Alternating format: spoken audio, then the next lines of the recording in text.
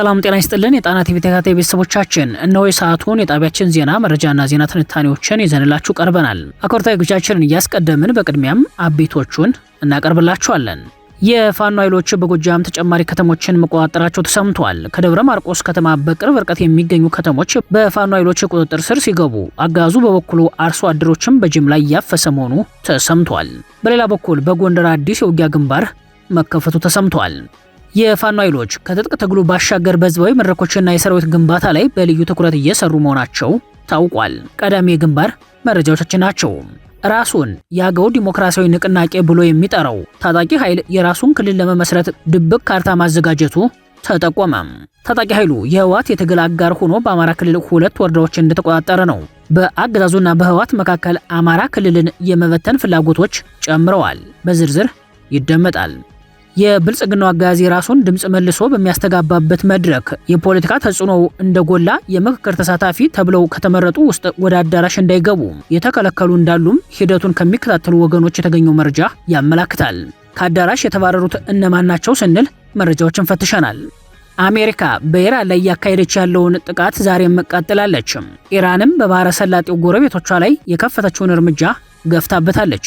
የኒውዮርክ ከተማ ከንቲባ ደግሞ የእስራኤል ጠቅላይ ሚኒስትር ወደ ከተማቸው ከመጡ እንደሚታሰሩ በይፋ ማሳወቃቸው አነጋጋሪ ሆኗል። ለሰዓቱ የመረጥንላችሁ ዜና ትንታኔያችን ነው። እነዚህና ሌሎችን ይዘናል። አሁን ወደ ዝርዝር መረጃዎቹ እናመራለን። የፋኖ ኃይሎች በጎጃም ተጨማሪ ከተሞችን ሲቆጣጠሩ በጎንደር አዲስ የውጊያ ግንባር መከፈቱ ተሰማ። በሌላ በኩል አርሶ አደሮች በጅምላ እየታፈሱ መሆኑ ታውቋል። በፋኖ ኃይሎችና በአገዛዙ ጦር መካከል የሚካሄደው ውጊያ ዛሬም ተጠናክሮ ቀጥሏል። በጎጃም ደጋዳሞት፣ ደንበጫ፣ ስናን አባ ጅሜ፣ ሞጣ፣ ቋሪት፣ ባሶ ሊበንና በጮቄ ተራራዎች ዙሪያ ውጊያዎች እንደቀጠሉ መሆኑን ከአካባቢው ምንጮች ሰምተናል። ዛሬ ሐምሌ 13 ቀን በዋለው አውደ ውጊያ የፋኖ ኃይሎች የባሶ ሊበን ወረዳ ኮርክ ከተማን ሙሉ በሙሉ መቆጣጠራቸውን አሳውቀዋል። የአፋብን ቴዎድሮስ ዕዝ 206ኛ ኮር 34ኛ ክፍለ ጦር የፋኖ ኃይሎች ከንጋቱ 11 ሰዓት ኮርክ ከተማ በመሸገውን ያጋዙን ኃይል ላይ ፈጣን ማጥቃት በመክፈት ከ35 በላይ አድማ ብተና፣ 15 ሚኒሻ፣ 1 ሻለቃ አዛዥ፣ 2 ሻምበል መሪዎችን ሙሉ በሙሉ በመደምሰስ ከተማውን መቆጣጠር መቻላቸውን እዙ በግንባር መረጃው ላይ አረጋግጧል። በፈጣን ማጥቃት ያጋዙን ምሽግ መስበር ተችሏል ያሉት የውጊያው ተሳታፊ የሆኑት የፋኖ ምንጮች በበኩላቸው በዚህ የከተማ ውጊያ በርካታ ወታደራዊ ቁሶች በምርኮ ገቢ ማድረግ መቻላቸውን ገልጸዋል። በተመሳሳይ መረጃ ከጁቤ ከተማ ተነስቶ ድጋፍ ለመስጠት በ2 ኤፍኤስአር መኪና ተጭኖ በተንቀሳቀሰው የመከላከያ ኃይል ላይ በተደረገ ተጨማሪ ጥቃት ሻምበል አዛዦችን ጨምሮ ለድጋፍ የተንቀሳቀሰው ያጋዙ ጦር አባላት ሙሉ ተደምስሰው ተሽከርካሪው ከጥቅም ውጭ መሆኑን አክለዋል። እንደ ፋኖ ምንጮች መረጃ የጁቤ ሆስፒታል በቁስለኞች ተሞልቶ መደበኛ አገልግሎት ዛሬ ሙሉ ቀን መስጠት አቁሟል። ካገዛዙ እቅድ በተቃራኒ አጸፋዊ ምላሽ የሰጡት የፋኖ ኃይሎች የታቀደ አንጸባራቂ ድል በማስመዝገብ ተጨማሪ ከተማ መቆጣጠር መቻላቸው በሰራዊቱ ዘንድ ከፍተኛ የሞራል መነቃቃት ፈጥሯል ነው የተባለው። በተመሳሳይ የውጊያ መረጃ ስናን አባጅሜ ሻለቃ የፋኖ ኃይሎች ከደብረ ማርቆስና ሮቡ ገበያ ተሰባስቦ መካናይዝድ ድጋፍ ካለው የብልጽግናው 6ኛ ዕዝ ጦር ጋር ትንቅንቅ በማድረግ ከደብረ ማርቆስ ከተማ በቅርብ ርቀት የሚገኙትን ደብረ ዘይትና ደጋሰኝ ታዳጊ ከተሞችን መቆጣጠር መቻላቸውን ገልጸዋል። በጥቅሉ በዛሬው ዕለት በጎጃም የባሶ ሊበን ወረዳ ኮርክ ከተማ ከደብረ ማርቆስ ከተማ በቅርብ ርቀት የሚገኙት ደብረ ዘይትና ደጋሰኝ ከተሞች በፋኖ ኃይሎች ቁጥጥር ስር መግባታቸውን የፋኖ ምንጮች ለጣና ዘጋቢ አረጋግጠዋል። በዚሁ የጎጃም ቀጠና የብልጽግና ጦር የከፈተው መጠነ ሰፊ ዘመቻ በቀናት ልዩነት መቀልበሱን ተከትሎ አርሶ አደሮች ከእርሻ ቦታቸው ጭምር እየታፈሱ መሆኑ ከስፍራው የወጡ መረጃዎች ያመላክታሉ። ከዚህ በፊት በገፍ ከትምህርት ቤት፣ ከመዝናኛ ቦታ፣ ከመንገድ ላይ ወጣቱን እያፈሰ ለጦርነት ሲማግድ የከረመው አገዛዙ አሁን ደግሞ አርሶ አደሮችን የፋኖ የድጋፍ መሰረት እናንተ ናችሁ በሚል ከእርሻ ማሳ ጭምር እያፈሰ ወደ ጦር ካምፖች መውሰዱ ተሰምቷል። የጣና የመረጃ ምንጮች እንደሚሉት በደብረ ማርቆስ ዙሪያ ሊባኖስ በተሰኘ ስፍራ ዛሬ ሐምሌ 13 ቀን በርካታ አርሶ አደሮች ታፍሰዋል። በመድፍ በዙ 23 በሞርተርና በድሮን የጅምላ ጥቃት የተከፈተበት የአማራ አርሶ አደር ከጥቃት የተረፈው እየታፈሰ መሆኑ ነው የታወቀው። ከጎጃም ወደ ጎንደር ግንባር መረጃዎች ስናመራ በጎንደር ወገራ ወረዳ አዲስ የውጊያ ግንባር መከፈቱ ተሰምቷል። የአፋብን ጎንደር ጠቅላይ ግዛት በላይ ዘለቀ ዕዝ የዳግማዊ ቴዎድሮስ 5ኛ ኮር ጎንደር የበጋሻው ክፍለ ጦር የፋኖ ኃይሎች በጥምረት ባጋዙ ጦር ላይ ማጥቃት መሰንዘራቸውን የፋኖ ምንጮች ገልጸዋል። ትላንት ሐምሌ 12 ቀን ከቀኑ 8 ሰዓት ጀምሮ እስከ ምሽቱ 2 ሰዓት ከ30 በወገራ ወረዳ ትርጎስጌና ዳባት አቦ ቀበሌዎች በከፈቱት ማጥቃት ለዘመቻ የመጣው ያጋዙ ጦር ክፉኛ መመታቱን ገልጸዋል። በፋኖ ኃይሎች እንደተከበበና መውጣት እንደማይችል የተረዳው ያገዛዙ ጦር የድረሱልኝ ጥሪ ባስተላለፈው መሰረተ ተጨማሪ ኃይል ካምባ ጊዮርጊስ፣ ገደብዬና ዳባት ከተሞች ቢመጣለትም ቀድሞ የገባው ጦር በከፍተኛ ሁኔታ መመታቱን በግንባር መረጃው ላይ ተመላክቷል። ከ20 በላይ ያጋዙ ጦር ጉዳት ባስተናገደበት ውጊያ በትንሹ ለ5 ሰዓታት የዘለቀ ውጊያ መካሄዱን ሰምተናል። ጎንደር የበጋሻው ክፍለ ጦር ትላንትና በጎንደር ዙሪያ ዳዋና አምቦበር እንዲሁም በወገራ ወረዳ ትርጎስጌና ዳባት አቦ ቀበሌዎች ባደረጋቸው ጠንካራ ውጊያዎች በአነስተኛ ኪሳራ ከፍተኛ ድል እንደቀናው በክፍለ ጦሩ ቃል አቀባይ በኩል አረጋግጧል። ይህ በእንዲህ እንዳለ በጎንደር እስቴ ፋርጣ፣ ጉና፣ ክምር ድንጋይና ጋይንት ቀጠናዎች ያገዛዙ ጦር በፋኖ ኃይሎች ላይ የሌሊት ዘመቻዎችን ለመክፈት ዝግጅት መጨረሱ ተሰምቷል። ያገዛዙ ጦር በክረምቱ ወራት በፋኖ ኃይሎች ላይ ስልታዊ የማጥቃት የዘመቻ እቅዶችን ያዘጋጀ ሲሆን ከነዚህ አንዱ በሌሊት የሚከፈት ድንገተኛ ማጥቃት እንደሆነ በወታደራዊ መረጃው ላይ ተመላክቷል። ለዚህ ዘመቻ ከዞን እስከ ሁሉም ወረዳዎች የሰው ኃይል የማሰባጠር መንገድ መሪና መረጃ አቀባዮችን የመለየት ስራ እንደተሰራ ምንጮቹ አክለዋል። በመሆኑም የቀጠናው ፋኖ ከምንጊዜውም በላይ በመናበብ ያጋዙን የሌሊትና የቀን ውጊያ እቅዶች ለማክሸፍ መስራት ይጠበቅባቸዋል ተብሏል። ራሱን የአገው ዲሞክራሲያዊ ንቅናቄ ብሎ የሚጠራው ታጣቂ ኃይል የራሱን ክልል ለመመስረት ድብቅ ካርታ ማዘጋጀቱ ተጠቆመ። ታጣቂ ኃይሉ የህወሓት የትግል አጋር ሆኖ በአማራ ክልል 2 ወረዳዎችን እንደተቆጣጠረ ነው። ራሱን የአገው ዲሞክራሲያዊ ንቅናቄ ብሎ የሚጠራው የአገው ሸንጎ ታጣቂ ኃይል የራሱን ክልል ለመመስረትም ድብቅ ካርታ ማዘጋጀቱን ምንጮች ጠቆሙ። ለአገው ነጻነት እታገላለሁ የሚለው ቡድኑ ከምስረታ ጊዜው ጀምሮ በህወሓት ኃይሎች ዘንድ ልዩ የፖለቲካ ወታደራዊ ስልጠናና የሎጂስቲክስ ድጋፍ እንደሚደረግለት መረጃዎች ያመላክታሉ። ታጣቂ ቡድኑን በትጥቅ ብቻ ሳይሆን በሰው ኃይልና በአመራር ደረጃ ልዩ ድጋፍ የሚያደርግለት ህወሓትም ከድል በኋላ የራሳቸውን ክልል ትመሰርታላችሁ በሚል ካርታ ጭምር እንዳዘጋጀላቸው ነው የተመላከተው። ምንጮች እንደሚሉት የአገው ሸንጎ ታጣቂ ቡድን ከዋግ ህምራ ዞን በተጨማሪ ላስታ፣ ላሊበላን የመሰሉ አካባቢዎችን በመጠቅለል ከጎንደር አዋሳኝ አካባቢዎችን በማካተት የራሱን የክልል ካርታ ያዘጋጀ ሲሆን በአሁኑ ሰዓት ከህወሓት ታጣቂዎች ጋር በጋራ ሆኖ አበርገሌና ጻግብጂ ወረዳዎችን ሙሉ ለሙሉ መቆጣጠሩን አስታውሷል። በአማራ ክልል ወሎ ቤተ አማራ ዋግ ህምራ ዞን ራሱን አበርገሌና ጻግብጂ ወረዳዎችን ሙሉ ለሙሉ በቁጥጥር ስር ያዋሉት ሚያዝያ ወር እንደሆነ ይታወቃል። አበርገሌ ወረዳ ሚያዝያ 12 ቀን 2018 ዓ.ም ጻግብጂ ወረዳን ደግሞ ግንቦት 18 ቀን 2018 ዓ.ም በውጊያ የተቆጣጠሩት ህወሓትና አገው ሸንጎ በአሁኑ ሰዓት በአካባቢው ወታደራዊ አስተዳደር ዘርግተው እንደሚገኙ መረጃዎች ያሳያሉ። በዚሁ ቀጠና ለትግራይ ክልል አዋሳኝ በሆኑ የዋግ ህምራ አካባቢዎች ራሱን የትግራይ ሰላም ኃይሎች ብሎ የሚጠራውና በተለምዶ የሐራ መሬት ታጣቂዎች እንደሚንቀሳቀሱ ከስፍራው የሚወጡ መረጃዎች ያመላክታሉ። ሁለቱም ወረዳዎች በታጣቂዎች እጅ ከገቡ በኋላ በሺዎች የሚቆጠሩ ስጋት ያደረባቸው ነዋሪዎችም ቤት ንብረታቸውን ጥለው በተለይም ወደ ዞኑ ዋና ከተማ ሰቆጣ መሸሻቸው ይታወቃል። በአንድ በኩል ኦህዴድ ብልጽግና አዲስ አበባን ጨምሮ ነባር የሸዋ ግዛቶችን ሙሉ በሙሉ በመዋጥ ሰሜን ኦሮሚያ በሚለው የፖለቲካ ፕሮጀክቱ ወደ ወሎ ቤተ አማራ ፊቱን በማዞር የግዛት ጠቅላላ ለማድረግ እቅድ ሲኖረው፣ ህወሓት በበኩሉ ከአማራ ህዝብ ጋር አንድ አይነት ዕጣ ፈንታ ያላቸውን ማህበረሰቦች እንደ ልዩ ሁኔታ በመቁጠር የአማራን የህዝብና የግዛት አንድነት ለመበተን አቅዶ እየሰራ እንደሆነ የአገው ሸንጎ ድርጊት ማሳያ ነው ተብሏል። የጣና ወታደራዊ ምንጮች በበኩላቸው በአሁኑ ሰዓት በትግራይ በወታደራዊ ስልጠና ላይ ያሉ ወጣቶች ቁጥር በ10 ሺዎች የሚቆጠሩ እንደሆነ ይጠቁማሉ። እነዚህ ሰልጣኞች በአጭር ጊዜ ወታደራዊ ስልጠናዎች እንደሚገቡ ነው ምንጮቹ የጠቆሙትም። ከዚህ ስልጠና በተጨማሪ የአገው የቅማንት ታጣቂዎች በሚል በትግራይና በሱዳን አዳዲስ ታጣቂዎችን በማሰልጠን ላይ የሚገኘው ህወሓት ዓላማው የጎንደርና የወሎ ቤተ አማራ ህዝብና የግዛት አንድነትን መበተን ሲሆን፣ ኦህዴድ በበኩሉ የሸዋና ጎጃም አማራ ህዝብና ግዛትን በመቀራመት የአማራን የቡድን ህልውናና የግዛት አንድነት የማክሰም የተናበበ ግብ እንዳለ ተመላክቷል። በአሁኑ ሰዓት ህወሓትን የአማራ ትግል አጋር ለማድረግ የሚያስችል ስትራቴጂካዊ የጋራ ግብ የለም ብለው የሚያምኑ ወገኖችም ዋነኛ ምክንያታቸውን ሲያስረዱ ፋኖ የትግል አነሳሱ የአማራ ህዝብ ህልውናን ከመጥፋት ለመታደግ መሆኑን ያነሳሉ። ህወሓት ደግሞ የአማራ ታሪካዊ ርስቶችን ዳግም በመውረር የመገንጠልን አለያም ከኦህዴድ ብልጽግና ጋር ተደራድሮ ወረራውን ማጽናት ይፈልጋል። እነዚህ የፋኖና የህወሓት የትግል ግቦች ሊታረቁ አይችሉም ይላሉ። የብልጽግናው አገዛዝ ሀገራዊ ምክክር ኮሚሽን ከፍተኛ የፖለቲካ ተጽዕኖ ያረፈበት ሆኗል ተባለም። ለምክክር ኮሚሽኑ ተመልምለው የተላኩ ሰዎች እንዳይገቡ መከልከላቸውም ታውቋል። የብልጽግናው አገዛዝ የራሱን ድምጽ መልሶ በሚያስተጋባበት መድረክ የፖለቲካ ተጽዕኖው እንደጎላ የምክክር ተሳታፊ ተብለው ከተጠሩት ውስጥ ወደ አዳራሽ እንዳይገቡ የተከለከሉ እንዳሉም ሂደቱን ከሚከታተሉ ወገኖች የተገኘው መረጃ ያመላክታል። በኢትዮጵያ ዘላቂ ሰላምና ብሔራዊ መግባባትን ለመፍጠር የተቋቋመ የተባለው የብሔራዊ ምክክር ኮሚሽን አጠቃላይ የአሰራር ሂደት ታማኒነትና አካታችነት የጎደለው ከመሆኑም በላይ ለይስሙላ እንኳን መሆን አልቻለም በሚል ብርቱ ትችትና ቅሬታ እየቀረበበት ይገኛል። ከሂደቱ ታዛቢዎችና ተሳታፊዎች የወጡ መረጃዎች እንደሚያመላክቱት በኮሚሽኑ ውስጥ በተለይም በመግቢያ አስተባባሪነት እየሰሩ ያሉ አካላት በተለይም ከኦሮሚያ ክልል በርካታ ተሳታፊዎችን ያለምንም ችግር ወደ ተመደቡበት የውይይት አዳራሽ እንዲገቡ ሲደረግ፣ ሌሎች በተለይም ከአማራ ክልልና በተለያየ የባለድርሻ አካላትነት የሚሳተፉ ሰዎች ለከፍተኛ እንግልት መዳረጋቸው ተሰምቷል። በአገር አቀፍ ደረጃ ከሚገኙ ባለድርሻ አካላት ከግል ድርጅቶችና ከተለያዩ የፖለቲካ ፓርቲዎች ለወራት የተመለመሉ ሰዎችን መግባት አትችሉም በሚል መከልከላቸው ትልቅ ቅሬታ ፈጥሯል የሚሉት ሂደቱን በቅርበት የሚከታተሉ የመረጃ ምንጮች መድረኩ ምክክር ሳይሆን የገዢው ፓርቲ የፖለቲካ ጉባኤ እንዲሆን እንደተሰራበት ገልጸዋል። በተለይም ታዋቂ የሆኑት የፕሬስ የጋዜጠኞች ምክር ቤት ተወካዮች እንዲሁም የተወሰኑ ወገኖች ወደ መድረኩ እንዳይገቡ መደረጋቸው መድረኩን አገራዊ የምክክር ጉባኤ ሳይሆን የኦህዴድ ብልጽግና ጉባኤ አስመስሎታል ነው ያሉት። ከዚሁ ጋር ተያይዞ በኮሚሽኑ ውስጥ ከፍተኛ አስተዳደርና የፋይናንስ ግልጽነት መጓደል መኖሩን ጠቋሚ ምልክቶች እየታዩ መሆኑ ተነግሯል። አስተባባሪዎች እጃቸው ላይ የተገኘውንና ባለቤቱ ያልታወቀውን የ1500 ሰዎችን መግቢያ ባጅ በመያዝ በየቀኑ በሌሉ ሰዎች ስም ጥሪ እያደረጉ እንደሚገኙ ምንጮች ጠቁመዋል።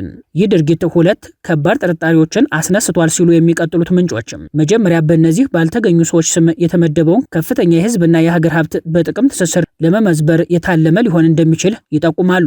ሁለተኛው ደግሞ በፖለቲካ አሻጥር መሳተፍ ያለባቸውን ጠንካራ የለውጥ ኃይሎች በማግለል በጊዜያዊ ጥቅምና ፍላጎት በሚነዱ ጥቂት ሰዎች ስብሰባውን አድበስብሶ ለመወሰን ከመሻት የመነጨ ነው የሚሉ ስጋቶች በስፋት እየተንጸባረቁ እንደሚገኝ ገልጸዋል። በሌላ በኩል በመድረኩ የአካታችነት ጥያቄ የተነሳ ሲሆን በክልሎች ውክልና ላይም ከፍተኛ መናጋት መታየቱ ተገልጿል። በተለይም በጦርነት የሚታመሰው አማራ ክልል ከተለያዩ የዞንና የማህበረሰብ ክፍሎች የተወከሉ በርካታ ተሳታፊዎች ስማችሁ በዝርዝር ውስጥ የለም በሚል ምክንያትም በራሳቸው ወጪ እንዲመለሱ መደረጋቸው ታውቋል። እነዚህ ተወካዮች ለሳምንታት መጉላላታቸውንና በከፍተኛ ሀዘንና ቅሬታ ወደ መጡበት ለመመለስ መገደዳቸውን በምሬት እየገለጹ ይገኛል። በአንጻሩ ግን ከኦሮሚያ ክልል ተመለመሉ የተባሉ ወጣቶችና የአክቲቪስት ቡድኖች በስፋት እንዲሳተፉ መደረጉ በተሳታፊዎች መከልከል ያለውን የተመጣጣኝነት ሚዛን ሙሉ በሙሉ ያዛባ ሆኗል የተባለው።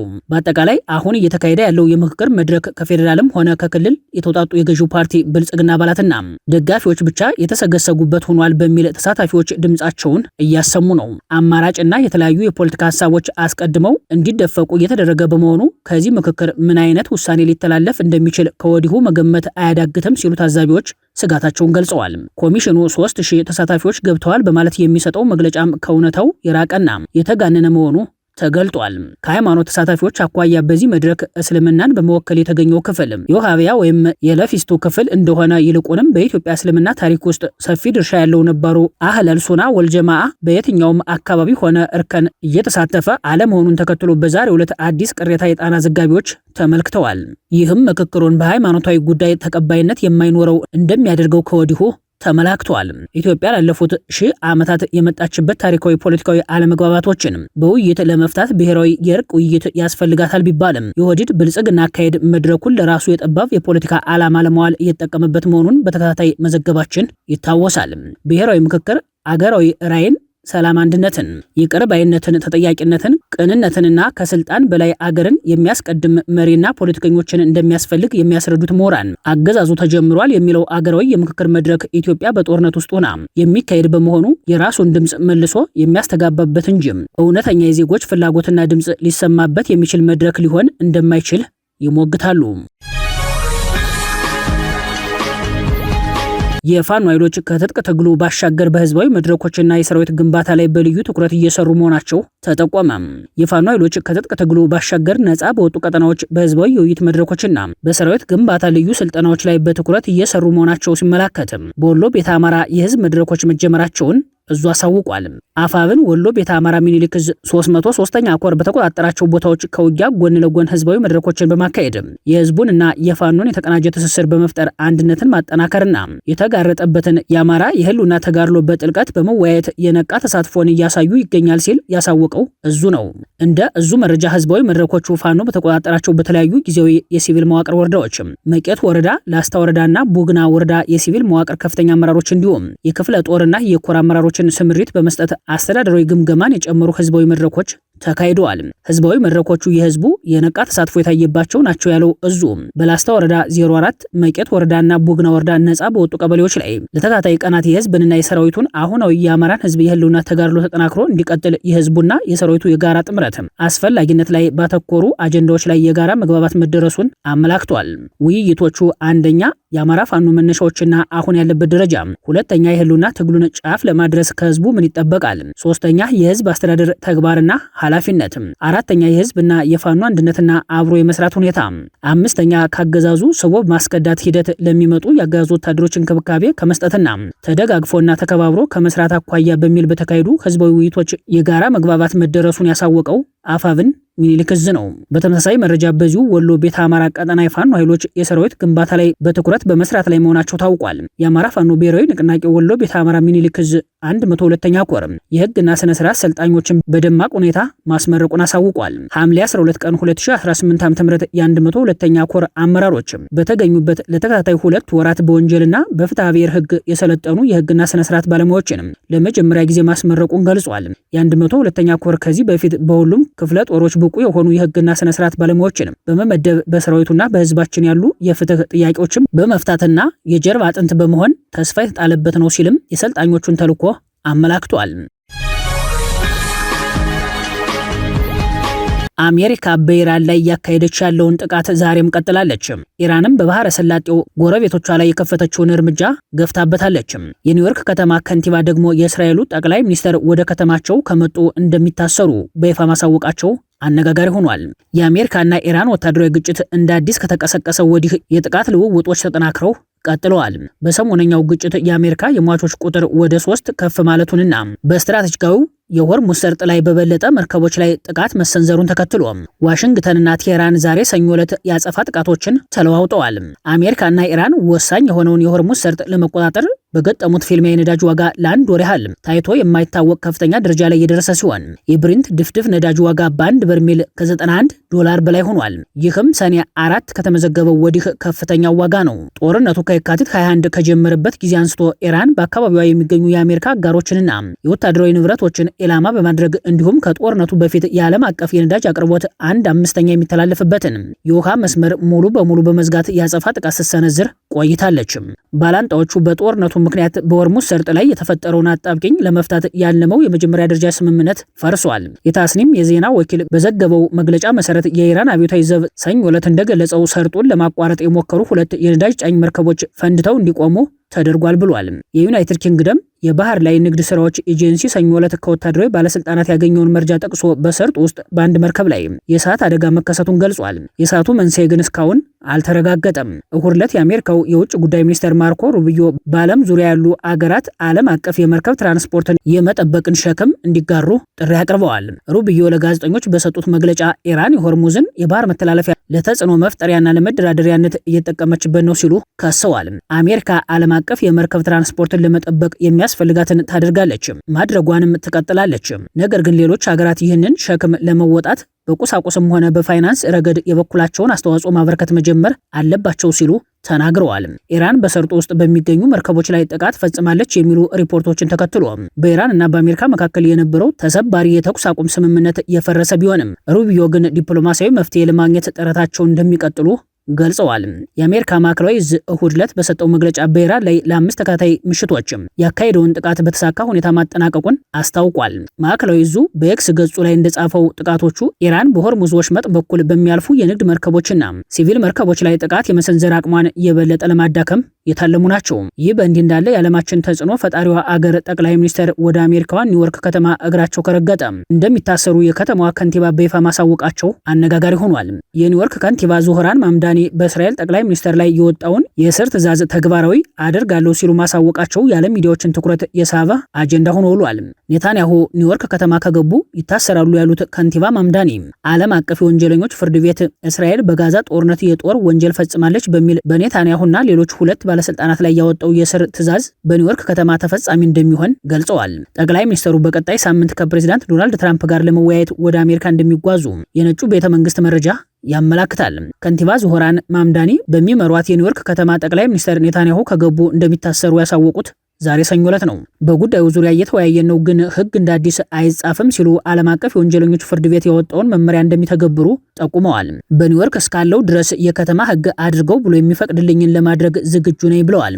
የዲሞክራት ፓርቲ አባሉ ማምዳኒ ኔታንያሁ የጦር ወንጀል ፈጽመዋል ብዬ አምናለሁ ሲሉ ገልጸዋል። እሱ ባለፉት ዓመታት በሰራቸው ወንጀሎች መቅረብ ያለበት ሄግ በሚገኘው ፍርድ ቤት ነው ሲሉም አክለዋል። ከንቲባ ማምዳኒ ወደ ኃላፊነት እንደመጡ ተመሳሳይ አስተያየት ሰጥተው እንደነበር ይታወሳል። ኔታንያሁ ከማምዳኒ ሹመት በኋላ ወደ አሜሪካ ቢያቀኑም ኒውዮርክ ከተማ ግን አልገቡም። ነገር ግን ጠቅላይ ሚኒስትሩ ከንቲባው ወደሚያስተዳድሯት ኒውዮርክ የሚገቡት በመጪው መስከረም ወር በሚካሄደው የተመድ ዓመታዊ ጠቅላላ ጉባኤ ነው። ከህንዳውያን ቤተሰቦቻቸው በኡጋንዳ ተወልደው በአሜሪካ ያደጉት ማምዳኒ የእስልምና እምነት ተከታይ ሲሆኑ በፍልስጤም ጉዳይ ጠንካራ አቋም በማንጸባረቅ ይታወቃሉ። በፕሬዝዳንት ትራምፕ አንደበትም ኮሚኒስት የሚል የፍረጃ ስም ወጥቶላቸዋል። በኑሮ ውድነቷ የማትቀመሰውን ኒውዮርክ ከተማን የመምራት እድል የገጠማቸው ማምዳኒ የፖለቲካ ስኬታቸው የሚመሰረተው የኑሮ ውድነት ቀውሱን በመፍታት እንደሆነ የፖለቲካ ታዛቢዎች አስተያየት ሲሰጡ የቆየ ቢሆንም አሁን ግን ወደ መካከለኛው ምስራቅ ፖለቲካ ተስበው ገብተው አቋማቸውን ማንጸባረቃቸው አነጋጋሪ ሆነዋል።